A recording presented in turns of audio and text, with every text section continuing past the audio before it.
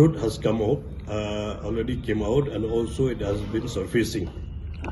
So all these days, the family of Raja Rajbangshi, their friends, their brothers, and their whole family, they are blaming the police of Meghalaya, they are blaming the government of Meghalaya, and particularly is a very shameful blaming the people of Meghalaya.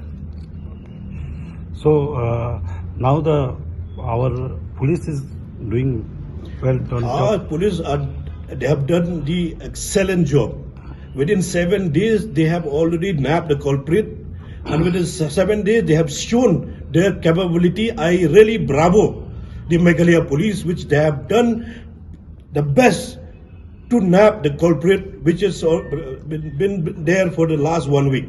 Okay. Now his girl's father now also blaming to Meghalaya government.